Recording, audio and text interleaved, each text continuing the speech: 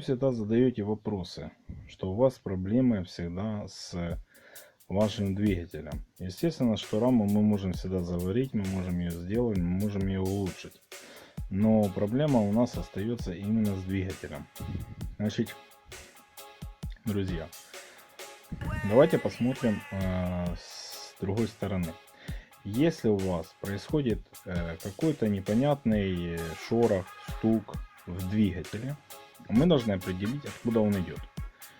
Либо это верхняя часть цилиндра, либо это сам цилиндр, то бишь где-то вот так посередине.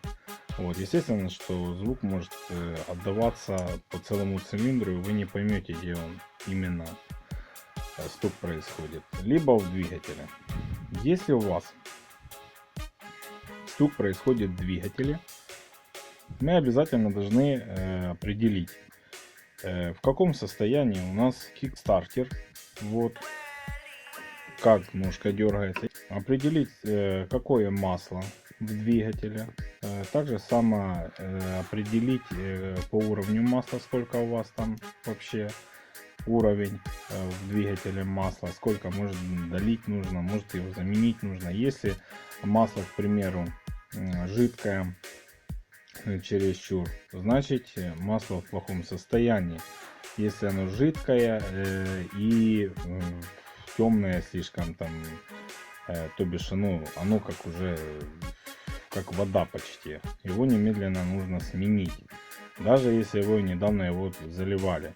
Вот. Если у вас проблема с маслом, значит у вас и проблема может быть и с поршнем, с кольцами, потому что они могут и даже карбюратор пропускать какую-то часть бензина в двигатель, и из-за этого, скажем так, выработка топлива происходит не только за счет поршня с кольцами, но еще из-за того, что какая-то часть попадает, получается, в сам двигатель.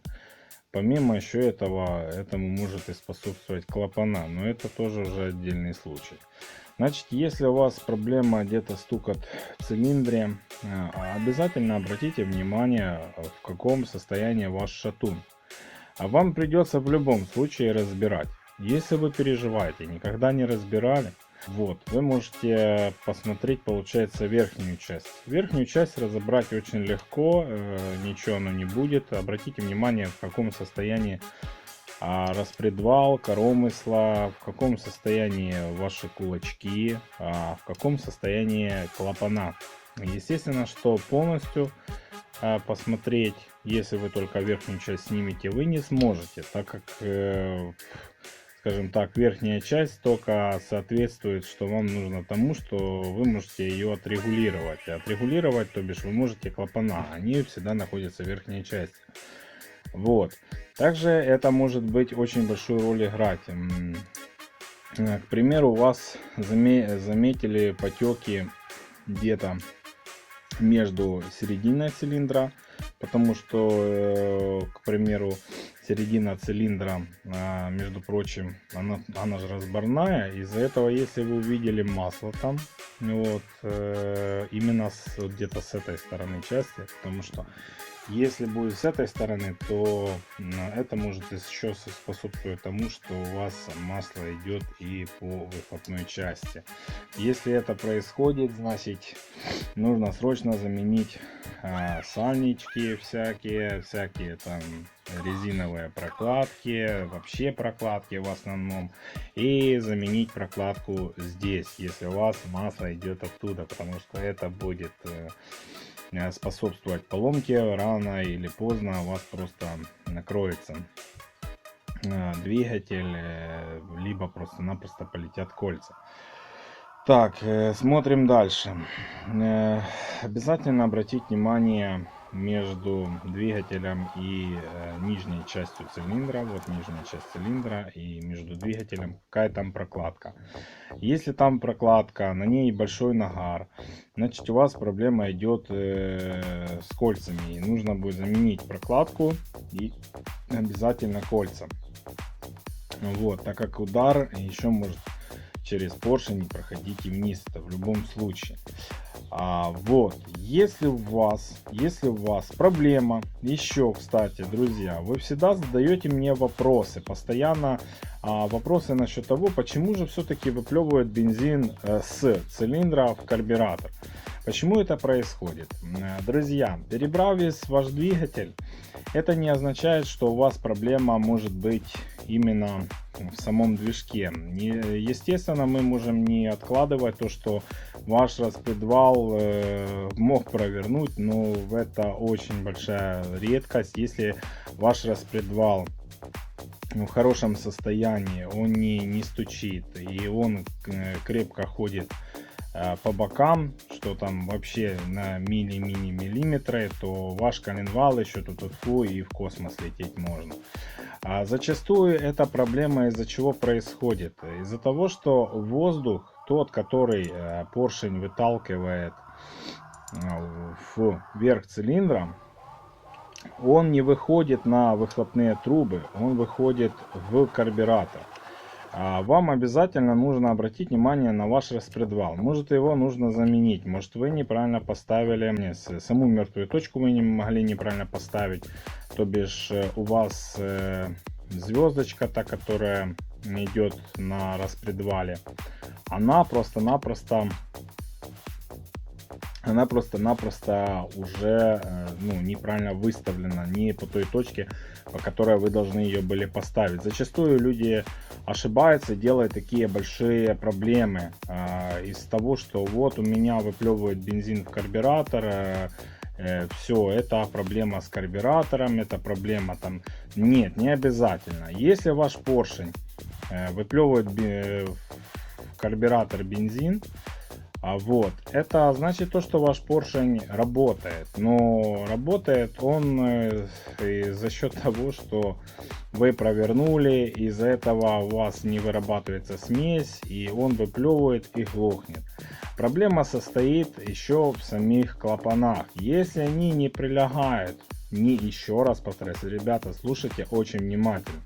Если они не прилегают к цилиндру, то бишь клапан, который находится там в середине, он же зажимает, получается, зажимается к цилиндру. Если он не прилегает хорошо к цилиндру, вот, у вас проблема с клапанами.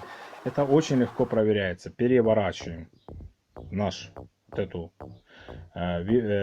получается, вот эту часть нижнюю у нас оставляем, здесь поршень ходит, вот эту часть переворачиваем вот так вот. Здесь вы увидите два клапана, которые стоят с одной и с другой стороны. Это впускной и выпускной клапан. Вот, выпускной у нас на выхлопные трубы, впускной у нас с карбюратора. Если вы переворачиваете полностью, еще раз говорю, так берете, разобрали его, сняли, все, переворачиваете вот так вот, видите два клапана. Тот, который клапан ближе к горловине карбюратора, обязательно обращаем на него внимание.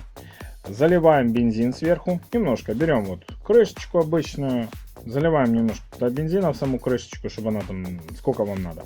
И заливаете, получается, в это отверстие, где находятся клапана, но они должны быть закрыты. И если у вас, в случае чего, бензин протекает через какой-то либо клапан, значит вашему клапану кирдык. Все это очень легко проверяется. Значит, ребята, чтобы не было таких проблем, замените клапана, поменяйте сальники, вот, обязательно на клапанах, поменяйте клапана,